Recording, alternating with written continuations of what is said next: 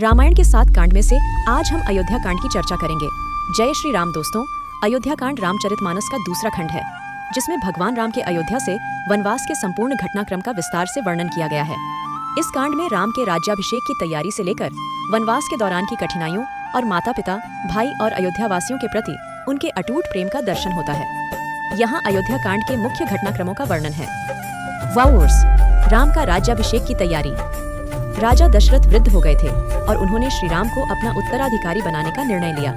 उन्होंने राज्य के मंत्रियों और गुरुओं से विचार विमर्श करके श्री राम के राज्याभिषेक की घोषणा की। पूरी अयोध्या इस निर्णय से उत्साहित और प्रसन्न हो उठी। सब ओर उत्सव का माहौल था और राज्याभिषेक की तैयारियां जोरों से चल रही थीं। 2. मंथरा का कैकेयी को बहकाना। कैकेयी की दासी मंथरा ने कैकेयी को यह सोचने पर मजबूर कर दिया कि यदि राम राजा बनते हैं तो उनके पुत्र भरत के अधिकार छिन जाएंगे।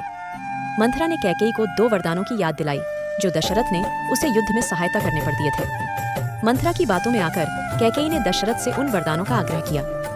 अगले सारे वीडियो में हम सभी कांड के बारे में विस्तृत में चर्चा करेंगे, तो दोस्तों चैनल सब्सक्राइब करके बेल आइकॉन पर क्लिक करें। धन्यवाद। 3. कैकेयी के 2 वरदान। कैकेयी ने दशरथ से पहला वरदान मांगा कि राम को 14 वर्षों का वनवास दिया जाए और दूसरा कि भरत को अयोध्या का राजा बनाया जाए। दशरथ को इस मांग से गहरा आघात पहुंचा, लेकिन वचनबद्ध होने के कारण वे विवश थे। उन्होंने राम को बुलाकर उन्हें वन जाने के आदेश दिए। 4. राम का वनवास स्वीकार करना। राम ने पिता के आदेश को पूरी सहनशीलता और विनम्रता से स्वीकार किया। उन्होंने न तो अपने वनवास का विरोध किया, न ही किसी पर क्रोध किया। उनके इस कर्तव्य बोध ने दशरथ, कौशल्या, सुमित्रा और अयोध्या वासियों के मन को छू लिया। राम के साथ माता सीता और लक्ष्मण भी वनवास जाने के लिए तैयार हो गए। 5. अयोध्या का शोक। राम, सीता और लक्ष्मण के वनवास पर जाने से अयोध्या में शोक की लहर फैल गई। राजा दशरथ राम के वियोग में अत्यंत दुखी हो गए और उन्होंने राम के वियोग में अपना प्राण त्याग दिया। उनके निधन के बाद गुरु वशिष्ठ ने भरत को राजमहल में बुलवाया। 6. भरत का विरोध और राम के पास जाना। भरत अपनी मां कैकेयी के इस कृत्य से अत्यंत दुखी और क्रोधित हुए। उन्होंने राम के बिना राज्य स्वीकार करने से इनकार कर दिया और अयोध्या वासियों के साथ राम को वापस लाने के लिए वन की ओर प्रस्थान किया। भरत ने राम से अयोध्या लौटकर राजा बनने का आग्रह किया, लेकिन राम ने इसे अस्वीकार कर दिया क्योंकि वह पिता के वचन का पालन करना चाहते थे। 7. भरत का राम की चरण पादुका लेना।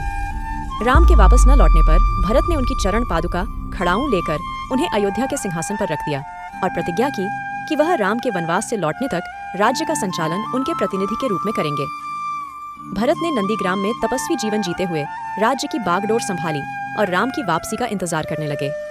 8. राम का वन में जीवन और ऋषि मुनियों से भेंट। राम, सीता और लक्ष्मण ने वन में कई ऋषि मुनियों से भेंट की और उनकी समस्याओं का समाधान किया। उन्होंने ऋषि अत्रि, अनसुया, अगस्त्य और अन्य ऋषियों से ज्ञान प्राप्त किया।